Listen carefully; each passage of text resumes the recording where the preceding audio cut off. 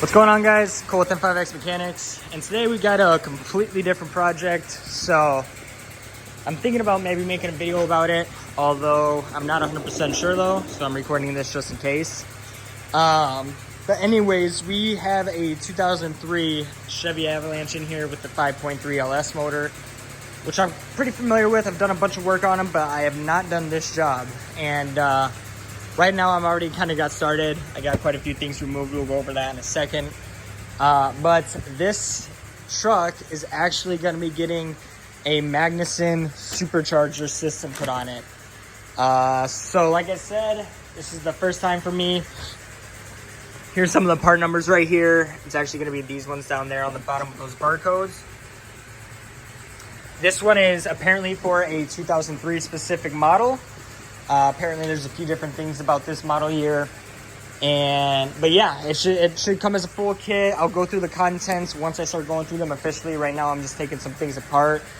But it comes with supercharger, intercooler, piping, you name it, it comes with it. Like I said, I'll get into it. I don't even know if I'm making an actual video on it. Maybe I'll just show a couple things as the project's going on. But if you guys couldn't tell, that supercharger system is actually a real deal supercharger. It's not a pro charger, so it will be replacing this entire intake manifold here. I actually am in the process of removing it. I got a lot of stuff removed already. The air intake, alternator, clutch fan and fan shroud, belts, a couple of radiator hoses, already drained the coolant. And this is pretty much ready. I do have to get the last cooling hoses on the throttle body, as well as actually I don't need to get that breather hose on the back because I disconnected it from here. So yeah, we're pretty much disconnected except those hoses. I'm gonna go ahead and take this intake off, but again guys, I might show some things on this build. It's definitely not gonna be a DIY.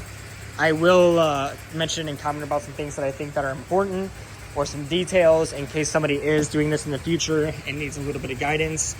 But the kit comes with everything. It's pretty much plug and play, very thorough instruction manual, so that will be much more helpful than this video.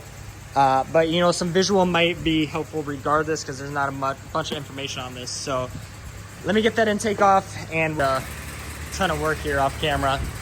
So if we go up here, you're gonna see part of the process. Obviously the intake manifold is off. Besides that, we got our aftermarket valley plate installed here. Went ahead and put a new gasket under there. Along with that, you got to transfer over the knock sensors, and then they want you to secure them down with some silicone there. Pretty straightforward. And then I got these O-rings that sit in these little valleys right here. They wanted those siliconed in as well. Besides that, we got this coolant crossover pipe installed. This is provided with the kit here. And then we also went ahead and shaved down the alternator bracket. This is in order to fit the pipe right there without any hitting or anything like that. And then also once we get the supercharger in, that sits right here, it needs clearance on this side as well.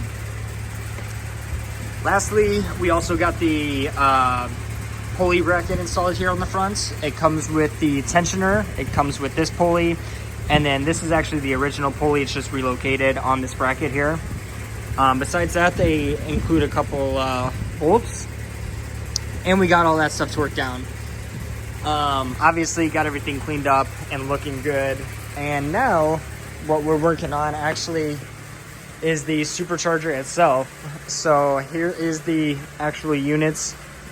I got to go through the instructions right now. I am at a stopping point, but pretty much where I'm at is transferring parts over from this one, the original intake, over onto the blower motor. I'm not too sure exactly what all will be transferred over and what will be installed. We got some pieces here, along with a mess of parts that will be getting added. I'll go over those with you guys as we start using them. Other than that, here's all my old parts here, the old Valley, the tensioner that's not being used anymore, and all the parts that I got off so far. So yeah, let me go ahead and read the instructions a little bit more, get some things transferred over to the blower here. I'll explain it, what all had to be transferred over, and then we'll pick back up. Well guys, a little bit of a jump time skip here. I know I talked about maybe doing a video, maybe not. But I got completely wrapped up in this project. Was a little bit of a rush needing to get it done for the customer. And so I just went ahead and did it. With that being said, it is complete. It is running, fully assembled, tuned, wired, you name it. It is all good to go. Truck has already been driven. Feels good, sounds good. No issues or anything like that. So,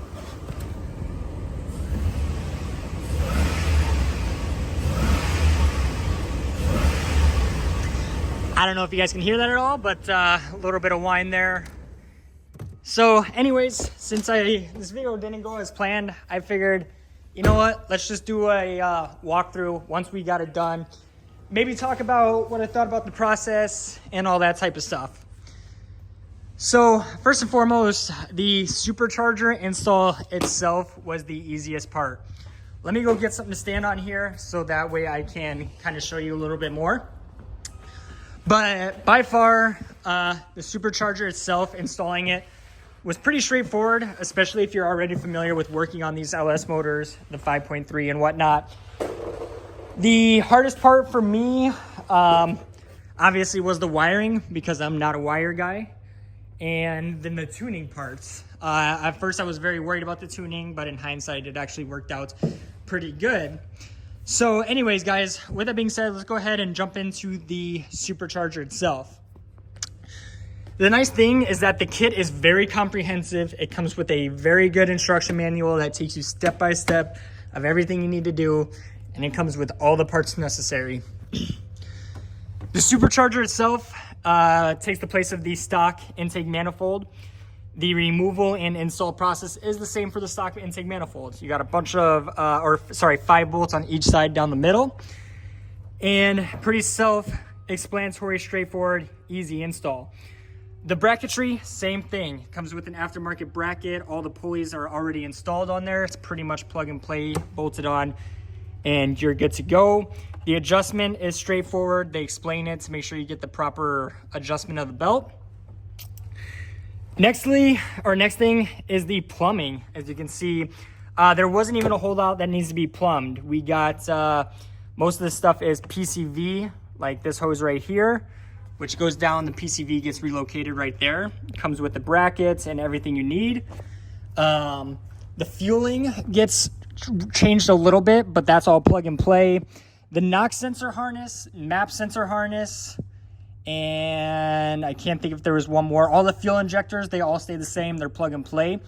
The locations do move a little bit. Like right where I'm pointing is the MAP sensor, but you're able to reach the harness.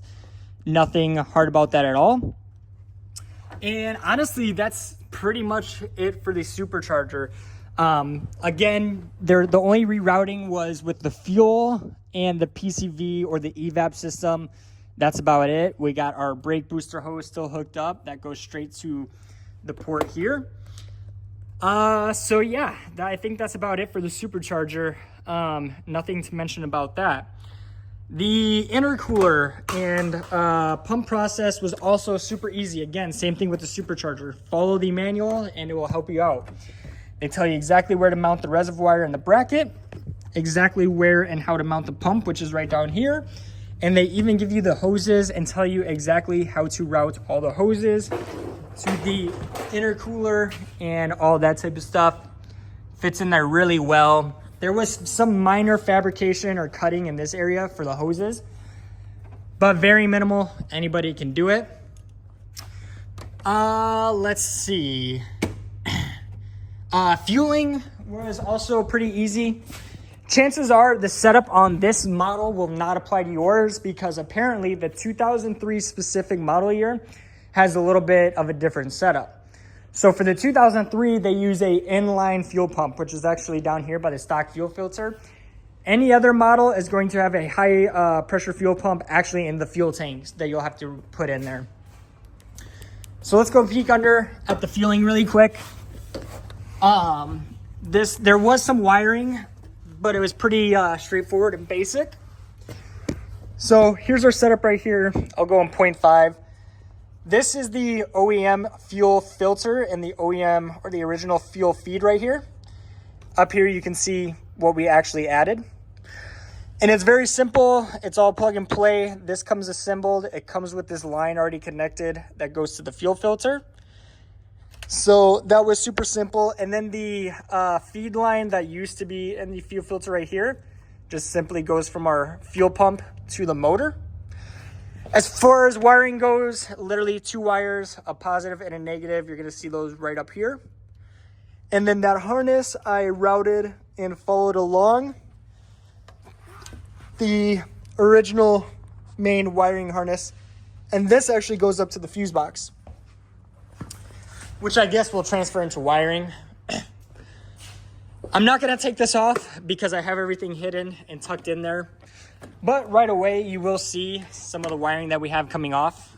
This is a wire harness. Just touched the motor and it was hot. This goes to the pump. That powers the pump right down there, the intercooler pump.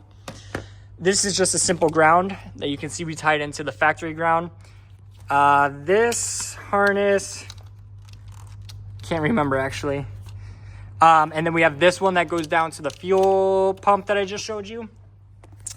Inside here, there's a couple power wires you're gonna have to hook up.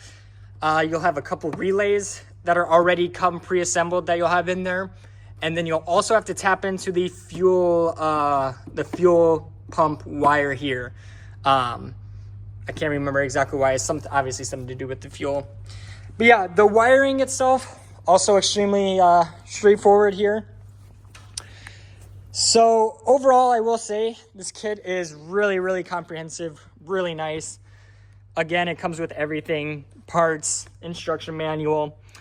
One thing I will say about the company, Magnuson, is it is hard to get a hold of them. So, you know, if you need any technical difficulties or need to talk to a, can't think of the word.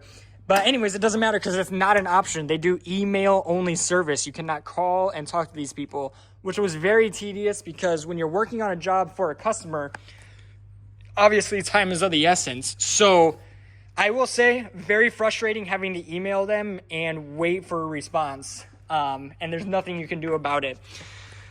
So if there is one con, that's what it is. As far as tuning, everything went well. It comes with its own tuner here. I was a little confused though because it comes with this tuner and I thought this was plug and play. I thought you just plug this into the OBD, go through some settings and I'll upload the file. That is not the case. So this is important if you guys are doing this yourself. What you need to do is use this and you'll need a laptop. You'll connect your laptop to the car, the computer, and you're going to download the original file from the car. Once you do that, once you have the original file, you have to email that again to Magnuson.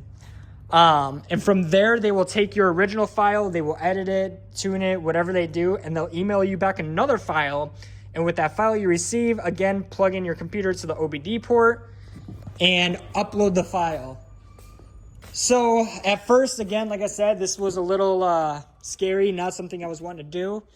But it ended up working out well. Be patient, ask for help, and it should go good.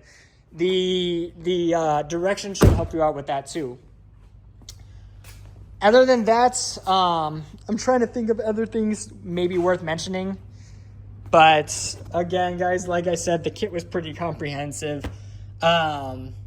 Some more wiring right here is the intake air temperature. There's 2 wires right here where my finger's pointing at that harness. That actually runs across and gets tied into the mass airflow sensor harness over here. So that was some additional wiring you had to do. But yeah, I think that's it. No check engine codes or anything like that with the tune. I will say performance-wise, it does seem a little underwhelming. I don't know if everything's dialed in completely yet, but it seems a little slow. The whine is pretty quiet. But another thing is, obviously you can see this truck is heavily modified, lifted, and heavy for sure. Much heavier than a stock truck. So I think that plays a role with it.